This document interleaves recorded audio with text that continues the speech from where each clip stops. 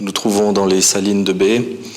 à peu près à 400 mètres sous terre à la verticale et environ 1 kilomètre à l'horizontale, dans un site minier d'extraction de sel. Aujourd'hui, les moyens techniques permettent d'extraire le sel beaucoup plus rapidement, mais dans le futur, la libéralisation du marché du sel va obligatoirement poser une question de ce que vont devenir ces espaces et ces lieux. L'objectif de ce programme est de toucher un large public, donc non plus seulement de montrer un contenu, puisqu'il n'y a plus de contenu, mais de faire que le public, l'extérieur, amène son propre contenu à l'intérieur de la mine et qu'il occupe ces espaces selon des desiderata particuliers. Et toute la difficulté a été pour nous d'occuper ces espaces qui sont là, qui sont existants, de manière à ne pas les trahir, de manière à ne pas les transgresser, de manière à les valoriser, c'est-à-dire essayer, tant que faire se peut, de conserver cette distance extrême, cette polarisation qu'il y a entre un caractère extérieur très habituel et puis ce caractère intérieur un peu magique qu'il y a dans ces salles.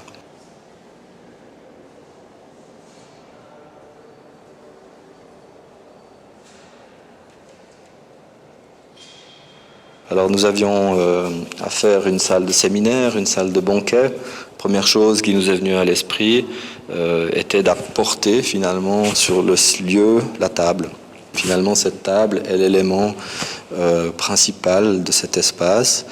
qui fait à la fois garde-corps, à la fois table de banquet où on peut poser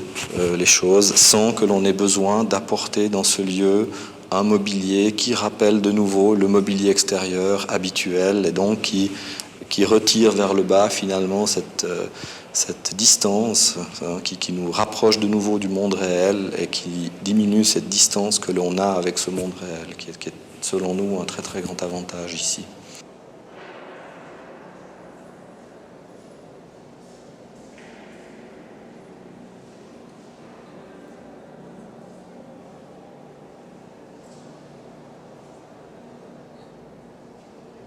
Un des éléments importants était toujours de mettre en valeur le lieu préexistant et non pas de mettre en valeur l'intervention. Donc l'intervention est là en appui pour valoriser un lieu préexistant que nous ne faisons que réhabiter finalement.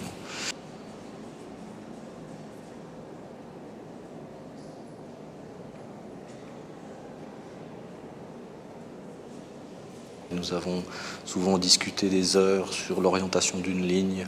ou sur la position de l'un des éléments, tout simplement parce qu'une infime variation pouvait tout à coup signifier autre chose, et perdre finalement l'essentiel de ce message de simplicité que nous voulions donner.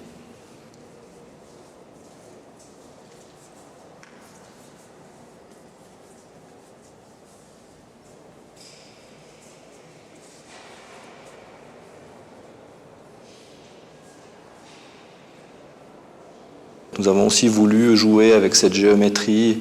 essayer de dissocier par exemple les sols artificiels des parois, des sols naturels, jouer de nouveau avec la lumière pour mettre en valeur le contraste entre les deux éléments.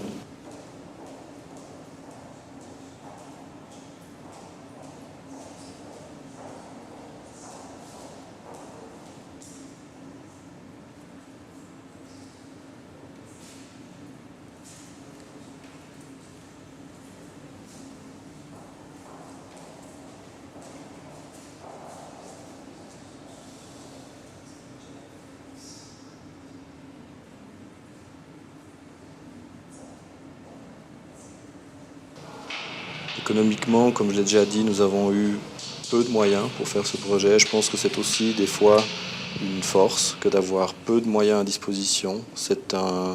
Cela oblige,